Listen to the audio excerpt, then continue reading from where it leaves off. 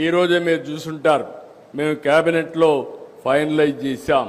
Google data centre, artificial intelligence. స్వతంత్ర భారతదేశంలో ఆర్థిక సంస్కరణలు వచ్చిన తర్వాత సింగిల్ ఇన్వెస్ట్మెంట్ అంటే దగ్గర 10 బిలియన్ US అంటే 88,000 కోట్ల రూపాయలు రాబోయే 3 సంవత్సరాల్లో విశాఖపట్నంలో పెట్టబోతున్నారు. అది కూడా ఆర్టిఫిషియల్ ఇంటెలిజెన్స్ డేటా సెంటర్.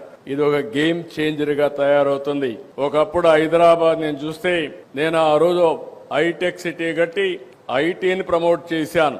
ఇప్పుడు గూగుల్ డేటా సెంటర్ వచ్చి ఆర్టిఫిషియల్ ఇంటెలిజెన్స్ వచ్చిందంటే ఈ పిల్లలను చూస్తే నాకు అనిపించింది, చిన్నప్పటి నుంచి ఆర్టిఫిషియల్ ఇంటెలిజెన్స్ ఆల్గరిథమ్స్ రాయడానికి మన పిల్లలు సిద్ధపడిపోయే పరిస్థితికి వచ్చారు.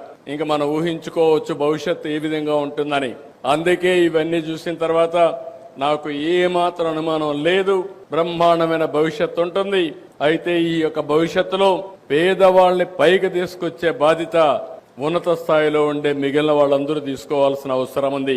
అలాంటి కార్యక్రమంలో సెస్దర్ లీడ్ తీసుకుని వాళ్ళ ఫౌండేషన్ ద్వారా ఈ 3 ప్రాజెక్టులు best projects. One is very clear, ethanol plant, రైతులకు విపరీతమైన ఆదాయాన్ని స్టెబిలైజ్ చేయడం, ఇంకో పక్కన పర్యావరణాన్ని బ్యాలెన్స్ చేయడానికి, పరిరక్షించడానికి ఉపయోగించడం.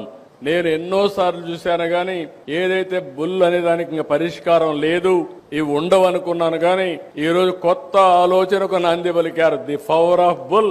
తప్పకుండా మళ్లీ దీని అవసరం ఉందని ఇన్నోవేటివ్ మోడల్లో తీసుకొచ్చాడు. ఒక ఎనర్జీ తయారు చేయడం, ఇంకో పక్క ఆ ఎకో సిస్టాన్ని కాపాడడం, ఇంకో పక్క అడాప్టబిలిటీ తేవడం. ఎవరైనా అడాప్ట్ చేసుకోవాలంటే, ఇలాంటి ప్రోత్సహించాలంటే గ్లోబల్ గా ఎవరెక్కడున్నా ఇవి అడాప్ట్ చేసుకునే విధంగా, ప్రోత్సహించే విధంగా దానికి కూడా ఒక పోర్టల్ తీసుకొచ్చి ముందుకు తీసుకుపోతున్నాడు.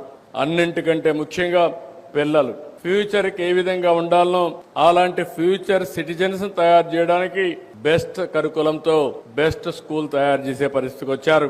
ఈ 3 చూసిన తర్వాత 3 కూడా 3 ఇన్నోవేటివ్ ప్రాజెక్ట్స్ ఇవి.